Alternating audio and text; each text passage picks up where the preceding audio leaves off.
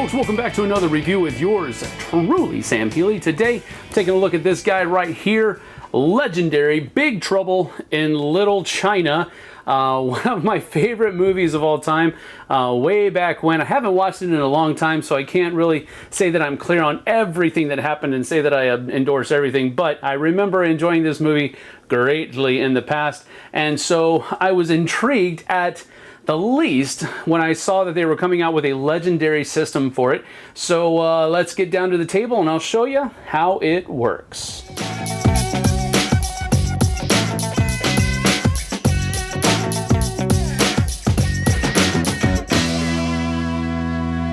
So the first thing you need to do in a game of legendary Big Trouble in Little China is assemble each player's decks. And each player will receive a deck of 4 Chasing Warriors, 6 Chasing Strategists, and then 2 randomly chosen mediocre heroes from this deck of mediocre hero decks. And basically what these are they give you +1 recruit power, but they also give you abilities.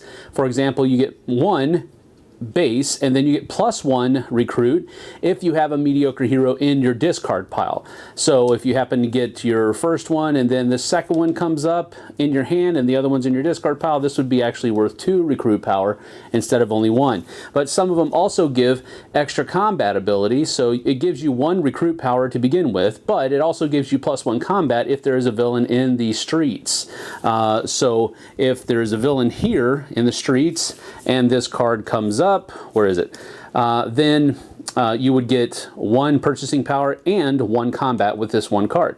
So these are pretty neat little cards that will go into your base deck. So you shuffle them, and then 2 are drawn at random and they go into your deck. And then there are also cards that are going to go out on the board. There is a deck of Uncle Chu hero cards, which Uncle Chu costs $3 to buy. And then he gives you 2 recruit, and then he also gives us a special ability. If you do not defeat a villain this turn, you can KO a wound from your hand or discard pile. And then there are also wounds and bystanders. There are 20 bystanders in this stack. 12 bystanders are also going to go into the villain deck, but we'll get to that in just a few moments. And then you need to choose a mastermind and a scheme. And then once you've done that, you take the mastermind, which has a specific ability down here. First of all, it says that 6 shooter gets +6 combat if there is a villain in Chinatown. So here is Chinatown here, and if there is a villain anywhere in Chinatown, he gets +6. So he's actually a 13 instead of just a 7. But if there are no villains in Chinatown, he's just a 7. He also always leads the Wing Kong gang, so that is one of the villain packs that are going to go into the villain deck if this guy is the mastermind, hands down. Then he also has a Master Strike ability, which is one of the cards that will be in the villain deck, which we'll get to in a moment. And whenever a Master Strike is flipped over, you carry out that special ability. So he has a Mastermind card, and then he has 4 Mastermind Tactic cards that have the same numbers on them, but the fight ability will be different. So whenever you fight the mastermind, you have to randomly choose one of these things, which will give you the kind of fighting style that particular moment that mastermind is using. The scheme card is going to be the thing that tells you what happens whenever a scheme twist is pulled out of the deck. And we'll get to those in just a few moments. But the first scheme twist, 3rd, 5th, and 7th, you stack the twist by the mastermind. That's all you do. So you would simply put it in this stack right here. But on twists 2, 4, and 6, the current player discards a card, then stack the twist by the mastermind and draw another card from the villain deck. So on even card flips for the scheme twists, this is bad. And if the 8th twist is drawn from the hero deck, then evil wins, the heroes have lost, and the game is over. Then, once you're ready to build the villain deck, you have to get everything out of the box that you're going to put into the villain deck. And what you're going to do is you're going to choose 5 different kinds of villain henchmen that are basically going to go into the the villain deck. That will make up the backbone of the deck as well. Then you're also going to put 12 bystanders, and you're also going to put 8 scheme twists and 5 master strikes. All of these cards are combined to make the villain deck. Now that you're done building the villain deck, now it's time for you to build the hero deck, and you do that by choosing 5 heroes that will comprise the hero deck. Now the 5 heroes all have decks that have 14 cards in them. If you're choosing Jack Burton or Wang Chi, they have 3 sets of 5 cards each that are identical. You would have to remove just one of those sets so that to make sure that they are exactly at 14 cards. So make sure that you do that. But you take all 5 of these and they make up the hero deck. And then once you have your hero deck all shuffled together, you draw 5 off of the top to make your starting HQ, and now you're ready to start the game. Okay, so on a player's turn, the first thing that you do is you play the top card of the villain deck. You play it face up into the city. Now, as each new card is going to come up, it's going to push these cards over until eventually, more than likely, some are going to go into the escape. And some villains have an escape ability, but we'll go over that in just a few moments. Now, some of the things about the villain cards, first of all, you have a number of victory points that they are worth. So this Wing Kong Exchange person is worth 3 victory points. He has to have 5, you have to have 5 combat ability in your hand in order to defeat him. And when you're fighting him, each player KOs a hero if all players KO heroes that provide printed recruit power, then each player draws a card. But if they're not all able to do that, then nobody draws a card. All right, so this villain comes into the city. Then you will have drawn 6 cards on your turn for your starting hand. And then you turn those over, and those are the cards that you're able to use in your first turn. So right here I see that I have drawn actually all 6 of my Chang Sing strategists, which means that I have 6 recruiting power to spend on my turn. So I can't fight him. I probably wouldn't be able to anyway because he's pretty tough at the very beginning. But I do have 6 recruit power that I can use to purchase one of these heroes and add them to my deck. Buy 2 cards that are both worth 3 to get my money's worth, so to speak. And then these cards will go here into my discard pile, and I draw 6 new cards, which will be the rest of my deck. These cards are automatically replaced, and now it's the next person's turn. Now, at the beginning of the next player's turn, this card is revealed. It's a villain. So it pushes that card over and comes here.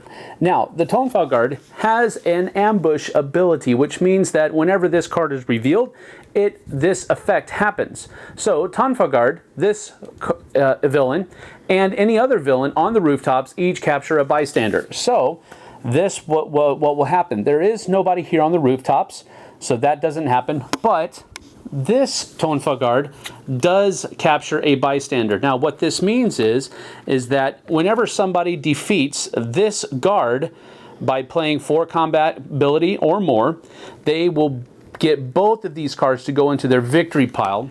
So the second player's hand is this. They only have 1 combat ability, but they do have a lot of recruiting power. One of their mediocre heroes showed up, which gives them 1 recruiting power, plus 1 if bus tourist bystanders has entered play this game.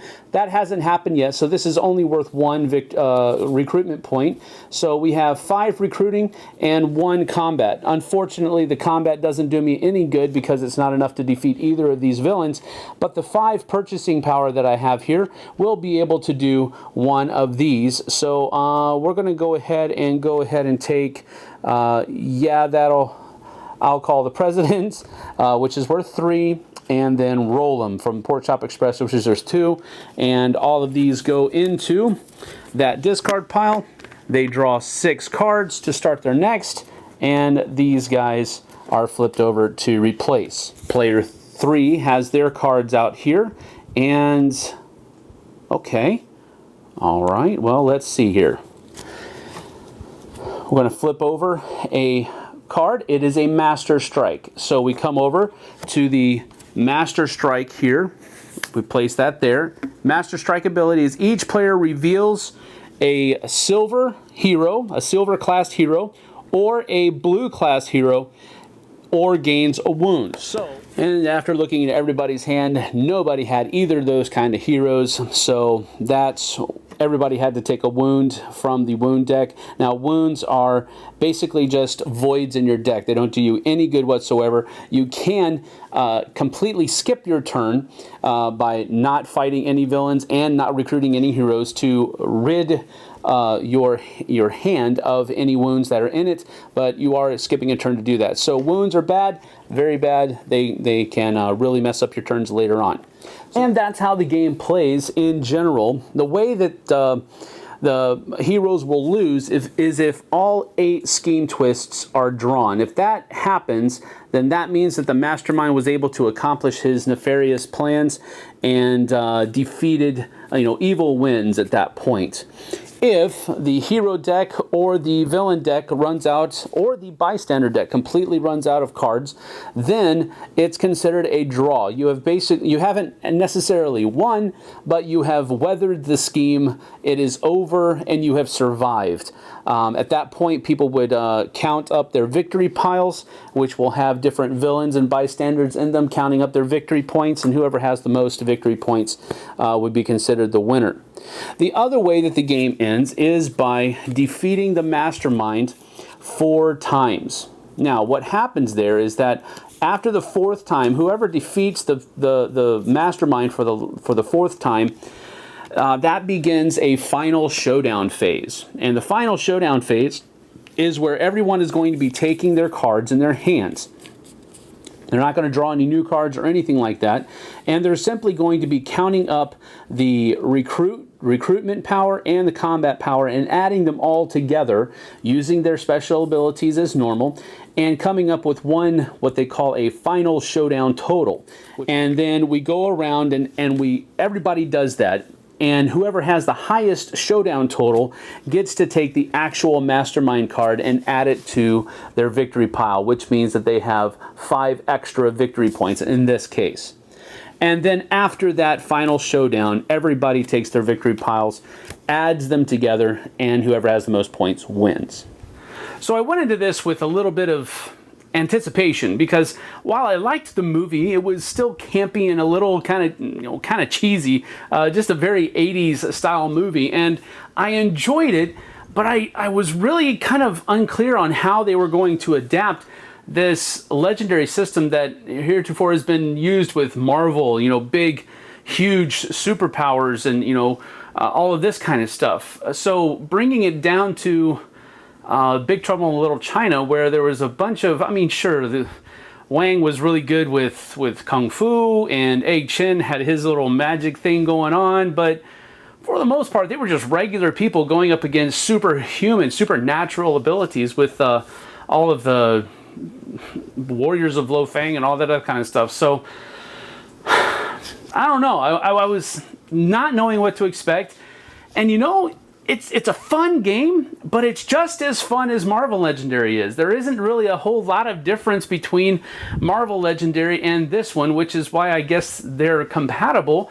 But at the same time, the main difference that I saw, and maybe I missed something, but the main difference that I saw was that the final showdown thing, which was only an option in Marvel Legendary, is actually how you end the game in this one. It's not an option, it's not a variable or anything like that. It's part of how you win. So I guess that's kind of cool. But there's still the whole points thing at the end of it, which is why I didn't really I like the encounter system a little bit better than the regular system, simply because it's more cooperative, and that's how I feel the legendary games should be played. I don't like the fact that there's one winner at the end of the game. Not that that's a huge deal, I just don't like it. But as far as the gameplay is concerned, it plays almost exactly like Marvel Legendary plays. So if you like that and you like Big Trouble in Little China, you'll probably enjoy this as well. The artwork on this one is good.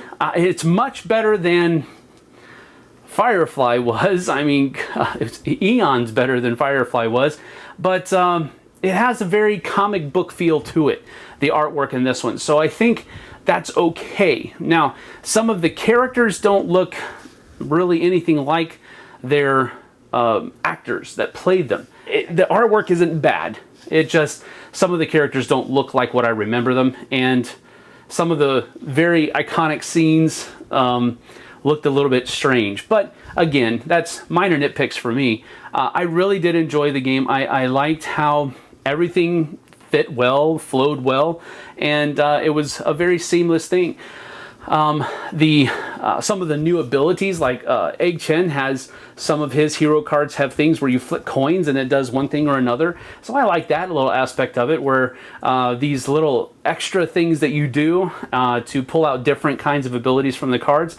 I thought that was really cool, so I enjoyed that. All in all, I'll give it 1 thumb up, because while I enjoy the legendary system, I like the co-op nature of the encounter system much better. Furthermore, I'm just giving it 1 thumb up because as far as the legendary system is concerned right now, even though I really enjoy the movie, I think I'd probably rather play Marvel Legendary just because there's more there. And I don't know, I guess it's just me. Probably, I don't know. But if you like Marvel Legendary, you should like this one as well as far as gameplay is concerned. The only thing is the theme going to hit you where it needs to. So that is Legendary Big Trouble in Little China. A plus, as far as I'm concerned. 1 strong thumb up at the very least. So hey, we'll see you guys on the flip side.